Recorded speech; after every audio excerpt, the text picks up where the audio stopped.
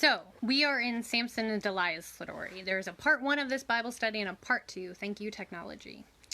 So, we are at the part where Delilah has just asked him for the first time. Philistine lords came to her to find out the source of Samson's strength.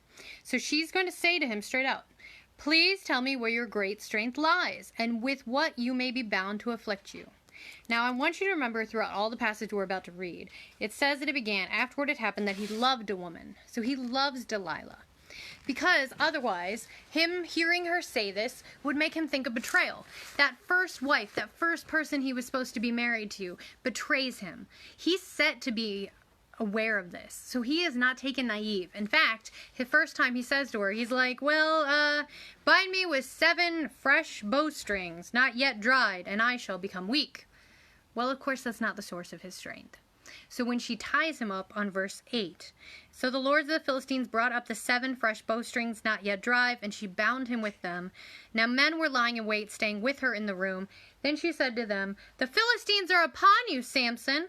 But he broke the bowstrings as a strand of yarn breaks when it touches fire. So the secret of his strength was not known." Strike 1 against her, right? She set him up. So you would think, okay, Samson's going to make a different choice, or, maybe, you know how they say, fool me once, shame on you, fool me once, shame on me. Well, it's going to happen 3 times, okay? The first one was that fresh bowstrings.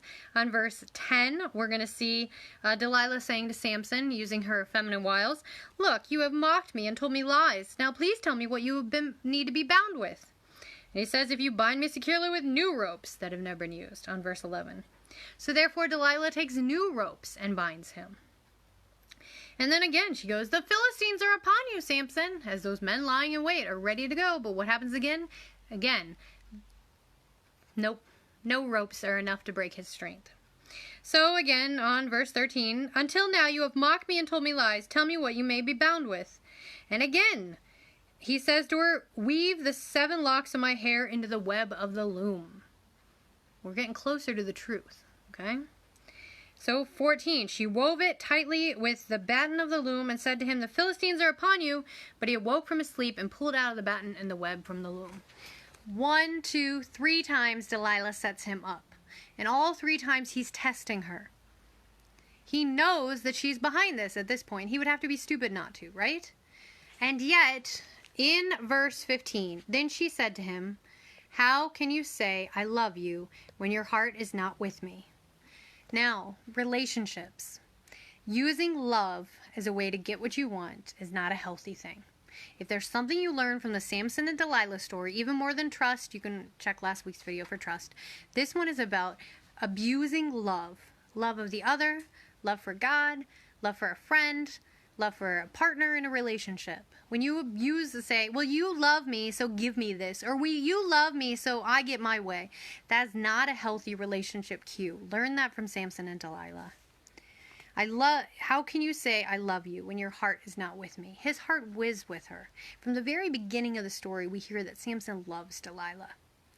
And then it gets kind of into an unhealthy, it's already kind of an unhealthy relationship, but we really get into an unhealthy relationship now. In verse 16, "And it came to pass when she pestered him daily with her words and pressed him so that his soul was vexed to death." That is verbal abuse in a relationship. This is an unhealthy relationship. The Bible is witnessing for you what not to do. "And he told her all his heart." So he says to her, "I love you. I will give you anything." And he does. He gives her his secret. "No razor has ever come upon my head, for I have been a Nazarite to God from my mother's womb. If I am shaven, then my strength will leave me, and I shall become weak and be like any other man." He opens up who he is. He gives her inner secret to receive. And what does she do with that inner secret? His vulnerability. A man who is actually seen, this is the great irony here, right? This is a man who is beyond strength. The Hulk, Superman, this strong man, but his great vulnerability is his hair. And he shares that in an act of vulnerability with the one he loves. And she denies his love. She betrays his love. When Delilah saw that he had told her all his heart, she sent and called for the lords of the Philistines, saying, "Come up once more, for he has told me all his heart." So the lords of the Philistines came up to her and brought the money in their hand, that silver money that she betrays him with. Then she lulled him to sleep on her knees. So that is an image like a baby, right? He is a baby. He's vulnerable in this moment. And she shaves off 7 locks, all the locks of his head. Then she began to torment him, and his strength left him. And she said, "The Philistines are upon you, Samson." So he awoke from his sleep and said, "I will go out as before, at other times, and shake myself free." But he did not know that the Lord had departed from him. He had shared his truth with someone who didn't deserve his truth. Some of you can relate to that story in a relationship. Sharing your heart and not being received in such a way that that respect deserves. Then the Philistines took him and put out his eyes and brought him to Gaza. They bound him with bronze fetters and became a grinder in the prison. The last time he's taken, God is there with him. God turns the things that tie his arm burns them up with fire, finishing that cycle. But this time it's not to be, because he no longer has his Nazirite vow protecting him. Think of it like Achilles' heel in some ways, right? There's something that protects him, except for one weakness. Verse 22. However, the hair of his head had begun to grow again after it had been shaven. So now he has a little bit of time, and he's starting to get a little hair back, so we'll see what's going to happen. On verse 23, now the lords of the Philistines gathered together to offer a great sacrifice to Dagon their god and to rejoice. They were going to sacrifice Samson as well, along with their other sacrifices. When the people saw him, they praised their God, for they said, "Our God has delivered into our hands our enemy, the destroyer of our land, and the one who multiplied our dead." So they call for Samson, and they say that he's going to perform for them. Now, they bring him from the prison. They station him between the pillars. Now, this is where Samson's smart, because on verse 26, he says, "Then Samson said to the lad who held him by the hand, 'Let me feel the pillars which support the temple, so that I can lean on them.'" He played on his vulnerability appearance of what people felt of him at that moment. He realized he was gaining a little strength back, but he plays into that. Now the temple was full of men and women. All the lords of the Philistines were there, about 3,000 men and women on the roof watching what Samson performed. This is a very human thing, right? Yeah, Crystal, so true. It is. This is a relationship story. And here, even when all those are gathered, people often like to see somebody vulnerable. Especially somebody who had been higher up in strength, brought down low. People do gather for that, don't they? They gather around, they almost feed on the bleed of the other. And so that's what we see happening, and God doesn't like that stuff. Even though God had left him, God is back with him because he doesn't like that. He doesn't like when we take somebody's pain and use it for our pleasure. Then Samson called to the Lord, saying, "O Lord God, remember me, I pray. O God, that I may be with one blow take vengeance upon the Philistines for my 2 eyes." And Samson took hold of the 2 middle pillars which supported the temple, and he braced himself against them, one with the right and one with the other. Then Samson said, "Let me die with all the Philistines." And he pushed with all his might.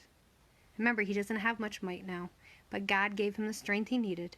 And the temple fell on the lords and all the people who were in it. So the dead that he killed at his death were more than he had killed in his life. And then his brothers and all his father's household came down and took him and buried him. He had judged Israel for 20 years. That is Judges chapter 16. We just read, and right before that was 15. So 15 and 16. It's in 2 films. Sorry about that, gang. But looking at relationships, that's what Samson teaches us in some ways in 2 different relationship stories. Or really, let's call 3. I'm sorry, I should say 3, because he has a really healthy relationship of parents, right? His parents gave everything they could to make sure that he had this Nazirite vow to give him to God. Then he has this second relationship with this woman who he likes, this first love, this taste of newness of life for him, and how easily that got kind of burned into him. And then he has this third relationship with Delilah, who becomes a very unhealthy relationship. So instead of building his relationships up, we kind of see a gradual decline in relationships for him.